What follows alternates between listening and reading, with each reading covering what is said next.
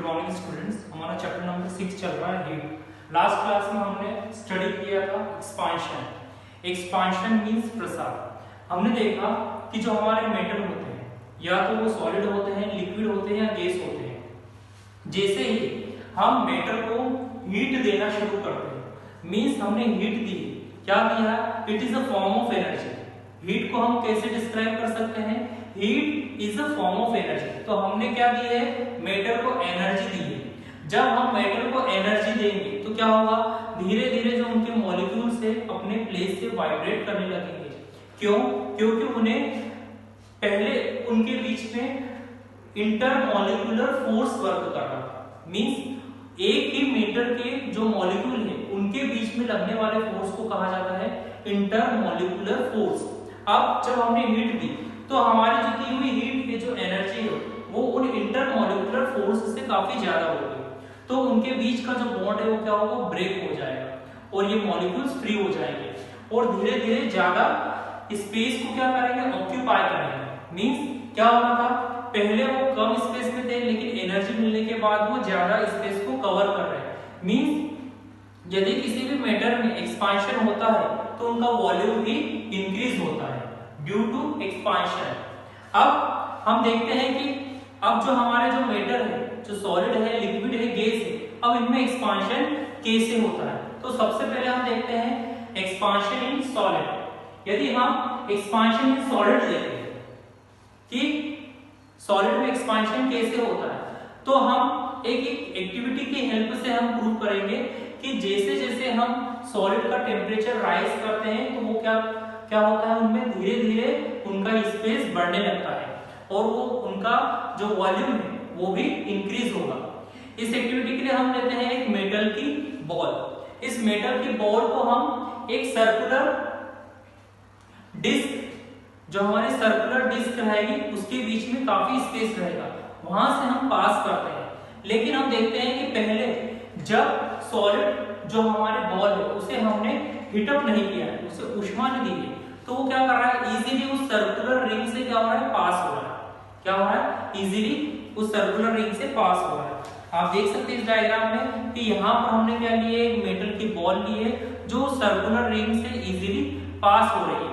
लेकिन हम कुछ समय के बाद इसे धीरे धीरे हीट देना शुरू करते हैं, मींस एनर्जी देना शुरू करते हैं। जैसे जैसे इन्हें एनर्जी मिलती है तो इनके मॉलिक्यूल्स क्या, जिसे हम जो एटम्स से मिलकर बने होते हैं, अब धीरे धीरे क्या करेंगे? ये स्पेस ज्यादा कवर करने लगेंगे और जैसे जैसे ये मेटल की बॉल धीरे धीरे ज्यादा स्पेस लेने लगेगी तो इसका साइज भी बढ़ने लगेगा और जैसे ही इसका साइज बढ़ेगा तो इस सर्कुलर रिंग से ये पास नहीं हो पाते। आप इस डायग्राम में देख सकते हैं before heating and after heating कि पहले जब इसे हीट दी थी तो ये इजीली इस सर्कुलर रिंग से पास हो रहा था, लेकिन बाद में जब इन्हें हीट दी गई तो क्या हुआ? इनका वॉल्यूम बढ़ने के कारण ये इस सर्कुलर रिंग से पास नहीं हो पाए।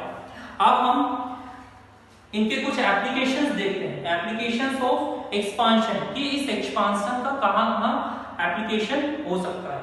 तो सबसे पहला होता है इसका एप्लीकेशन स्टील ब्रिजेस में। जितने भी स्टील के ब्रिज होते हैं वहां पर जो स्टील के ब्रिज होते हैं उनके बीच में स्पेस रखा जाता है। क्यों?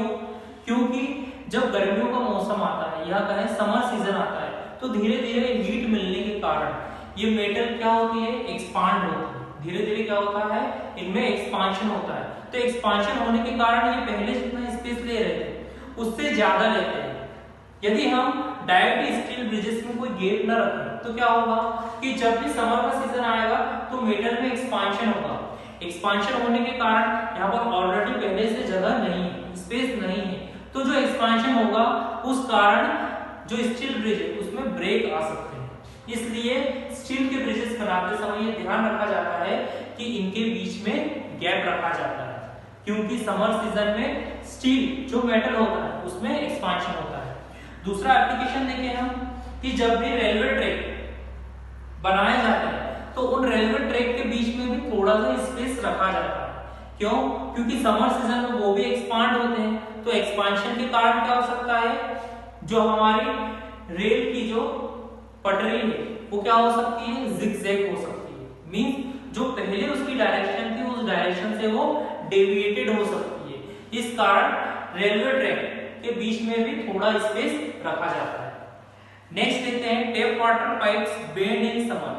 हम देख सकते हैं कि जो टैप वाटर के पाइप होते हैं वो समर सीजन में बेंड होने लगते हैं। क्यों? क्योंकि उनमें क्या होगा, धीरे धीरे एक्सपांशन होगा। अब हम देखते हैं एक्सपांशन इन लिक्विड। सबसे पहले हमने देखा एक्सपांशन इन सॉलिड, अब हम देखते हैं एक्सपांशन इन लिक्विड।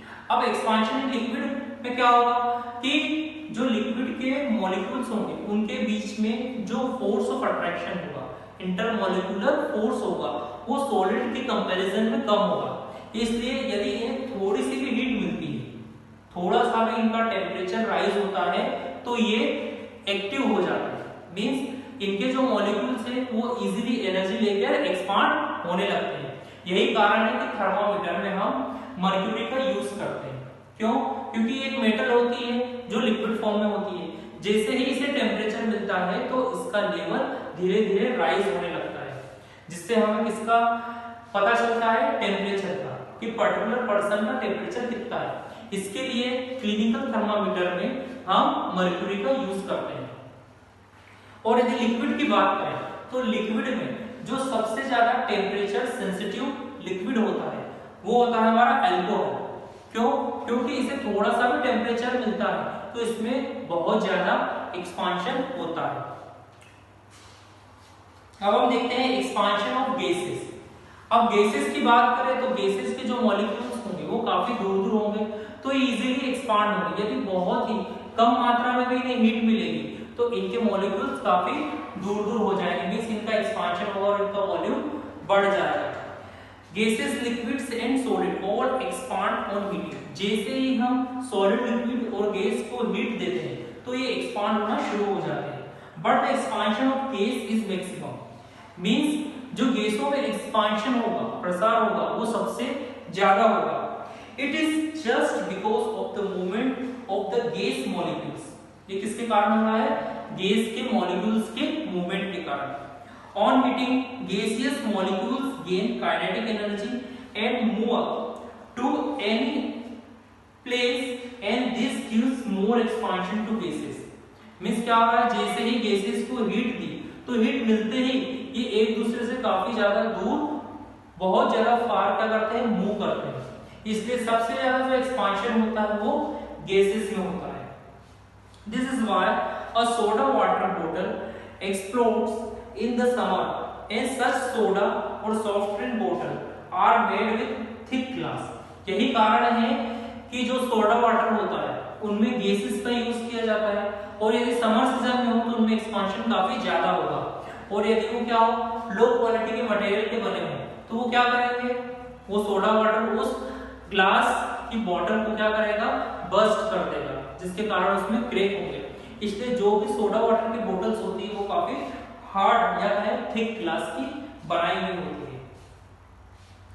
अब हम एक एक्टिविटी से देखेंगे कि expansion of gases on heating, कि जब भी गैसेस को हीट दी जाती है तो उनमें एक्सपांशन कैसे होता है। इस एक्टिविटी के लिए मटेरियल रिक्वायर्ड है a round bottle flask, a filled water tumbler, a rubber stopper, capillary tube, stand, spirit lamp.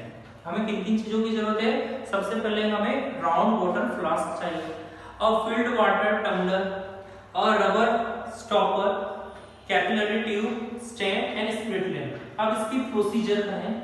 Heat the flask gently at the top with the spirit lamp. अब हम क्या करेंगे, धीरे धीरे स्प्लिट लैंप की सहायता से जो हमारा राउंड बॉटल फ्लास्क है उसकी हीट बढ़ाने लगेंगे। You will observe bubble coming out from the capillary tube. अब हम क्या देखते हैं कि धीरे धीरे जो बबल है, एयर के बबल है, वो धीरे धीरे बनना शुरू होते हैं और वो धीरे धीरे ऊपर आने लगते हैं। Air expands on heating and it escapes from the flask. अब हम क्या देखते हैं कि एयर क्या हो रही है, धीरे धीरे हीटिंग के कारण क्या हो रहा है, उनमें एक्सपांशन हो रहा है और वो उस फ्लास्क से एस्केप हो रहे हैं, मींस बाहर चले जाते हैं। Now allow the flask to cool, the water rises up in the tube. अब हम क्या कर रहे हैं, धीरे धीरे फ्लास्क को क्या किया हमने, उसको कूल करना शुरू किया तो जो वो गैस हुई, जो गैस मिली थी, वो धीरे धीरे क्या होती है, वाटर में कन्वर्ट होना शुरू हो जाती है। ऑन कूलिंग एयर कॉन्ट्रैक्ट और ऑक्यूपाइज लेस स्पेस। जैसे ही हम वाटर वेपर को कूल करते हैं तो क्या हो रहा है कि ये कम स्पेस ले रहे हैं, इनमें कंडेंसेशन हो रहा है और वो उस फ्लास्क में इकट्ठे हो रहे हैं। क्यों? क्योंकि वो जैसे ही गैस से लिक्विड में कन्वर्ट होंगे तो वो कम स्पेस ऑक्यूपाई करेंगे। The atmospheric pressure on the water surface in the beaker is greater than of the air inside the flask. अब क्या हो रहा है कि जो प्रेशर वाटर के सरफेस पे था वो ज्यादा था, वो काफी ज्यादा था। As a result, the water rises in the tube. यही कारण है कि वाटर क्या होता है, ट्यूब में ऊपर की ओर बढ़ने लगता है। इसका ऑब्जर्वेशन करें या कहें जो निरीक्षण हमने किया है उससे हमें क्या रिजल्ट मिलते हैं। This experiment illustrates that air is very sensitive to temperature change. हमने क्या देखा, जैसे ही टेम्परेचर में चेंज होता है तो एयर काफी सेंसिटिव होती है। एयर थोड़ा सा भी टेम्परेचर मिलने के बाद एक्सपांड होना शुरू हो जाती है। Like air, all other gases also behave in the same way. हम कह सकते हैं कि एयर और जो दूसरी गैसेस है वो भी इसी तरीके से एक्सपांड होना शुरू होती है। दे एक्सपांड ऑन बीइंग हीटेड। जैसे ही हम गैसेस को हीट करेंगे वैसे ही इनमें एक्सपांशन होना शुरू हो जाएगा। तो आज हमने हमारा लास्ट टॉपिक हीट का कवर कर चुके हैं, जिसमें हमने एक्सपांशन के बारे में देखा कि एक्सपांशन क्या होता है। जैसे ही हम मैटर को हीट देना शुरू करते हैं तो उनके मॉलिक्यूल्स धीरे धीरे एक्सपांड होने लगते हैं, मींस वो ज्यादा से ज्यादा स्पेस लेने लगते हैं, उनका वॉल्यूम बढ़ने लगता है। फिर हमने देखा कि एक्सपांशन इन सॉलिड, जैसे ही सॉलिड को भी हीट दी जाती है तो उनमें भी एक्सपांशन होता है। उनके पार्टिकल्स के जो मॉलिक्यूल्स होते हैं उनका इंटरमॉलिक्यूलर फोर्स ब्रेक होने लगता है और वो फ्री होने लगते हैं। लिक्विड में भी यही हुआ कि लिक्विड को हमने सॉलिड के कंपैरिजन में थोड़ी कम हीट दी, क्योंकि उनके मॉलिक्यूल्स के बीच में पहले से ही स्पेस ज्यादा था, तो वो कम टेम्परेचर लेके ही क्या हो रहे हैं, हीटअप हो रहे हैं और अपनी स्टेट को चेंज कर रहे हैं। नेक्स्ट हमने देखा कि गैसेस पे सबसे ज्यादा इफेक्ट टेम्परेचर का होता है। ये क्या होती है, टेम्परेचर सेंसिटिव होती है। थोड़ा सा भी टेम्परेचर मिलने पर एयर में एक्सपांशन सबसे ज्यादा होता है। तो आज हमने हमारा चैप्टर 6 पूरी तरीके से कंप्लीट कर चुके हैं। चैप्टर नंबर 6 था हमारा हीट, जिसमें हमने हीट के बारे में स्टडी किया। Heat is a form of energy. इसके बाद हमने देखा कि टेम्परेचर क्या होता है, टेम्परेचर को मेजरमेंट करने के डिफरेंट टाइप के इक्विपमेंट देखे। हमने देखा कि थर्मामीटर एक ऐसा डिवाइस होता है जिसकी हेल्प से हम टेम्परेचर को मेजर कर सकते हैं।